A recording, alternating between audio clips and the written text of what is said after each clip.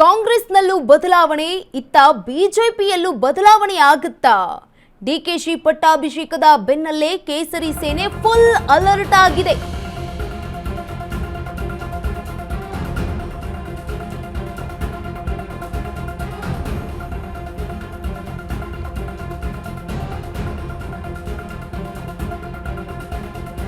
ಸಿದ್ದರಾಮಯ್ಯ ರಾಜೀನಾಮೆ ಬೆನ್ನಲ್ಲೇ BJP active ಆಗಿರುವಂತದ್ದು. ಡಿಕೆಶಿ ಸಿಎಂ ಆದ್ರೆ ಭಾಜಪಾದಲ್ಲಿಯೂ ಬದಲಾವಣೆಯಾಗುವುದು ಗ್ಯಾರಂಟಿ. ಬಿಜೆಪಿಯಲ್ಲಿ ಜಾತಿ ಸಮೀಕರಣದಲ್ಲಿ ನಾಯಕತ್ವ ಹಂಚಿಕೆಯ ಬಗ್ಗೆ ಈಗ ಚಿಂತನೆ ಆಗ್ತಾ ಇರುವಂತದ್ದು. ಬಿಜೆಪಿ ಪಕ್ಷದಲ್ಲಿ ಒಕ್ಕಲಿಗ ಸಮುದಾಯಕ್ಕೆ ಸೇರಿರೋದು ಸಿಎಂ ಡಿಕೆ ಶಿವಕುಮಾರ್ ಅವರು. ವಿಪಕ್ಷ ನಾಯಕ ಆರ್ ಅಶೋಕ್ ಕೂಡ ಒಕ್ಕಲಿಗ ಸಮುದಾಯದವರು. ಇದೀಗ ನಾಯಕತ್ವ ಹಂಚಿಕೆಗೆ ಮುಂದಾದ ಬಿಜೆಪಿ. ಲಿಂಗಾಯತ ಹಾಗೆ ಒಕ್ಕಲಿಗ ದಲಿತರಿಗೂ ಈಗ ನಾಯಕತ್ವ ಹಂಚಿಕೆಯಾಗುವುದು ಗ್ಯಾರಂಟಿ ಅಂತ ಹೇಳಲಾಗ್ತಾ ಇದೆ.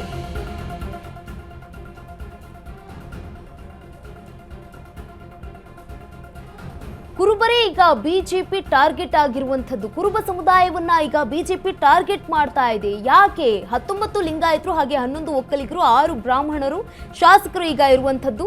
ಕರ್ನಾಟಕದಲ್ಲಿ 7% 8% ಕುರುಬರು ಇದ್ದಾರೆ. ಈಶ್ವರಪ್ಪ ಪಕ್ಷವನ್ನ ತ್ಯಜಿಸಿದ ಬಳಿಕ ಬಿಜೆಪಿಯಲ್ಲಿ ಕುರುಬ ನಾಯಕರ ಕೊರತೆ ಉಂಟಾಗಿದೆ. ಬೈರತಿ ಬಸವರಾಜ್ ಲಾಂಚ್ ಮಾಡಲು ಬಿಜೆಪಿ ಮುಂದಾಗಿತ್ತು. ಆದ್ರೆ ಅದಕ್ಕೂ ಕಾರಣ ಇದೆ. ಅವರು ಕೊಲೆಯ ಪ್ರಕರಣದಲ್ಲಿ ಸಿಕ್ಕಿಬಿದ್ದಿದ್ದಾರೆ. ಈ ಹಿನ್ನೆಲೆಯಲ್ಲಿ ಒಂದಷ್ಟು ತಡೆಯಾಗಿರುವಂತದ್ದು. ಈಗ ಲಿಂಗಾಯತ ಒಕ್ಕಲಿಗ ದಲಿತ ಸಮೀಕರಣಕ್ಕೆ ಬಿಜೆಪಿ ಮಣೆ ಹಾಕ್ತಾ ಇದೆ. ಕುರುಬ ನಾಯಕರನ್ನ ಬೆಳೆಸಲು ಮುಂದಾಗಿರುವಂತದ್ದು ಕೇಸರಿ ಸೇನೆ. ಇನ್ಮೇಲೆ ಒಬಿಸಿ ಕುರುಬ ಸಮುದಾಯಗಳೇ ಈಗ ಬಿಜೆಪಿ ಟಾರ್ಗೆಟ್ ಮಾಡಿಕೊಂಡಿರುವಂತದ್ದು. ಬಿಜೆಪಿಯ 63 ಶಾಸಕರಲ್ಲಿ ಕೇವಲ 13 ಮಂದಿ ಒಬಿಸಿಯಲ್ಲಿದ್ದವರು. ಬಿಜೆಪಿಯ ಬರೋಬ್ಬರಿ 36 ಶಾಸಕರು ಮೇಲ್ವರ್ಗಕ್ಕೆ ಸೇರಿದವರಾಗಿದ್ದಾರೆ.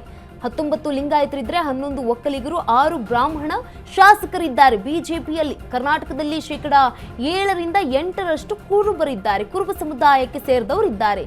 ಈಶ್ವರಪ್ಪ ಅವರು ಏನು ಪಕ್ಷವನ್ನ ತ್ಯಜಿಸಿದ್ರಲ್ವಾ, ಆ ಬಳಿಕ ಯಾರು ಆ ನಾಯಕರು ಬಂದಿಲ್ಲ. ಬೈರತಿ ಬಸವರಾಜ್ ಅವರನ್ನ ಲಾಂಚ್ ಮಾಡಲು ಬಿಜೆಪಿ ಪಕ್ಷ ಮುಂದಾಗಿತ್ತು. ಆದ್ರೆ ಅವರು ಕೊಲೆಯ ಪ್ರಕರಣದಲ್ಲಿ ಈಗ ಆಲ್ರೆಡಿ ಇರುವಂತದ್ದು. ಹಾಗಾಗಿ ಒಂದಷ್ಟು ಬೇಡ ಅನ್ನುವಂತಹ ಲೆಕ್ಕಾಚಾರದಲ್ಲಿ ಬಿಜೆಪಿ ಇದೆ. ಈಗ ಲಿಂಗಾಯತ ಒಕ್ಕಲಿಗ ದಲಿತ ಸಮೀಕರಣಕ್ಕೆ ಮುಂದಾಗಿದೆ. ಕುರುಬ ನಾಯಕರನ್ನ ಬೆಳೆಸಲು ಕೇಸರಿ ಸೇನೆ ಮುಂದಾಗಿರುವಂತದ್ದು. ಇನ್ಮೇಲೆ ಒಬಿಸಿ ಹಾಗೆ ಕುರುಬ ಸಮುದಾಯದವರನ್ನ ಟಾರ್ಗೆಟ್ ಮಾಡ್ತಾ ಇದ್ದಾರೆ ಬಿಜೆಪಿಯಲ್ಲಿ. ಇದೀಗ ಬಿಜೆಪಿಯಲ್ಲಿ ಕುರುಬರೇ ಟಾರ್ಗೆಟ್ ಆಗ್ತಾ ಇರುವಂತದ್ದು. ಕುರುಬ ಸಮುದಾಯಕ್ಕೆ ಹೆಚ್ಚು ಮಣೆಯನ್ನ ಹಾಕ್ತಾ ಇರುವಂತದ್ದು.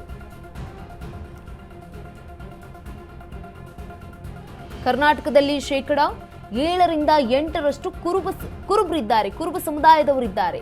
ಈಶ್ವರಪ್ಪ ಅವರು ಪಕ್ಷವನ್ನ ತ್ಯಜಿಸಿದ ಬಳಿಕ ಬಿಜೆಪಿಯಲ್ಲಿ ಕುರುಬ ನಾಯಕರ ಕೊರತೆ ಹೆಚ್ಚಾಗಿತ್ತು.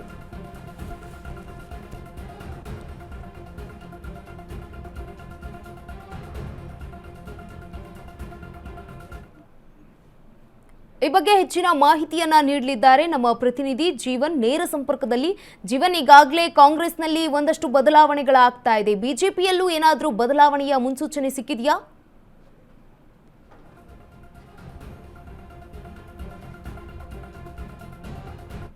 ಎಸ್ ಗಂಗಾ, ಈಗ ಸದ್ಯಕ್ಕೆ ಕಾಂಗ್ರೆಸ್ನಲ್ಲಿ ಏನೊಂದು CM ಸಿದ್ದರಾಮಯ್ಯನವರ ಏನೊಂದು ರಾಜೀನಾಮೆ ಬಳಿಕ ಎಷ್ಟೆಲ್ಲ ಬದಲಾವಣೆಗಳು ನಡೀತಾ ಇರುವಂಥದ್ದು. ಸಚಿವ ಸಂಪುಟ ಕ್ಯಾಬಿನೆಟ್ನಲ್ಲಿ ಏನೆಲ್ಲ ಚೇಂಜಸ್ ಆಗಬೇಕು ಅಂತ ಕೂಡ ದೆಹಲಿಯಲ್ಲಿ ತೀವ್ರವಾದಂಥ ಚರ್ಚೆಯಲ್ಲಿ ತೊಡಗಿರುವಂಥದ್ದು. ಸಿದ್ದರಾಮಯ್ಯ ಹಾಗೂ ಡಿಕೆ ಶಿವಕುಮಾರ್ ಅವರು ಏನೊಂದು ಹೈಕಮಾಂಡ್ ನಾಯಕರನ್ನ ಭೇಟಿಯಾಗಿ ಇದೇ ಸಂದರ್ಭದಲ್ಲಿ ಬಿಜೆಪಿಯವರು ಕೆಲವೊಂದು ಚೇಂಜಸ್ಸನ್ನು ಮಾಡಿಕೊಳ್ಳೇಬೇಕಾಗುತ್ತೆ.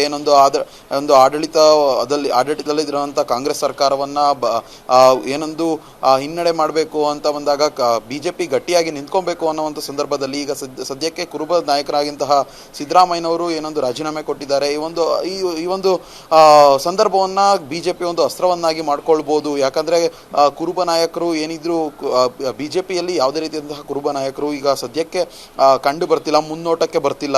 ಆ ಒಂದು ಸಂದರ್ಭದಲ್ಲಿ ಈಗ ಸದ್ಯ ಕುರುಬ ನಾಯಕರಾಗಿರುವಂತಹ ಸಿದ್ದರಾಮಯ್ಯನವರು ರಾಜೀನಾಮೆ ಬಳಿಕ ಏನೊಂದು ಕುರುಬ ಒಂದು ಸಮುದಾಯವನ್ನ ಟಾರ್ಗೆಟ್ ಮಾಡಿ ಒಂದು ಕುರುಬ ಸಮುದಾಯವನ್ನ ತನ್ನೆಡೆಗೆ ಸೆಳೆದುಕೊಳ್ಳುವಂತಹ ಒಂದು ಕೆಲಸವನ್ನ ಬಿಜೆಪಿ ಮಾಡಬೇಕಾಗಿರೋದು. ಯಾಕೆಂದ್ರೆ ಚುನಾವಣೆ ಏನು ಜಾಸ್ತಿ ದೂರ ಇಲ್ಲ, ಇನ್ನು ಕೇವಲ 28 ಅಂದರೆ ಕೇವಲ 2 ವರ್ಷಗಳಲ್ಲಿ ಚುನಾವಣೆ ಕೂಡ ಬರುವಂಥದ್ದು. ಈ ಒಂದು ಸಂದರ್ಭದಲ್ಲಿ ಒಂದು ಪ್ಲಾನ್ಗಳನ್ನ, ಒಂದು ಸ್ಟ್ರಾಟಜಿಗಳನ್ನ ಮಾಡ್ಕೊಳ್ಳುವಂಥದ್ದು ಬಿಜೆಪಿಗೆ ಅನಿವಾರ್ಯ ಕೂಡ. ಹಾಗೂ ಮತ್ತೆ ಅವರ ಪಕ್ಷ ಗಟ್ಟಿಯಾಗಿ ನಿಂತ್ಕೊಬೇಕು, ಮುಂದಿನ ಬಾರಿ ಅಧಿಕಾರಕ್ಕೆ ಬರಬೇಕು ಅಂದ್ರೆ ಅವ್ರಿಗೂ ಕೂಡ ಅನಿವಾರ್ಯವಾಗಿರುವಂಥದ್ದು. ಗಂಗಾ, ಎಸ್, ಧನ್ಯವಾದ ಜೀವನ್ ತಮ್ಮೆಲ್ಲ ಮಾಹಿತಿಗಾಗಿ. ಎಸ್, ಇದೀಗ ನಾಯಕತ್ವ ಹಂಚಿಕೆಗೆ ಮುಂದಾಗಿದೆ ಬಿಜೆಪಿ ಪಕ್ಷ. ಕಾಂಗ್ರೆಸ್ನಲ್ಲೂ ಈಗ ಸಾಕಷ್ಟು ಬದಲಾವಣೆಗಳು ಕಂಡಿದ್ವು. ಈಗ ಬಿಜೆಪಿ ಕೂಡ ಬದಲಾವಣೆಗೆ ಮುಂದಾಗಿರುವಂಥದ್ದು. ನೋಡೋಣ ಮುಂದಿನ ದಿನಗಳಲ್ಲಿ ಯಾವೆಲ್ಲ ಸಮುದಾಯದವರಿಗೆ ಹೆಚ್ಚು ಮಣಿಯನ್ನ ಹಾಕ್ತಾರೆ, ಯಾವೆಲ್ಲ ಬದಲಾವಣೆಗಳನ್ನ ತೆಗೆದುಕೊಂಡು ಬರುತ್ತೆ ಬಿಜೆಪಿ ಅನ್ನೋದು ಕಾದು ನೋಡ್ಬೋಣ.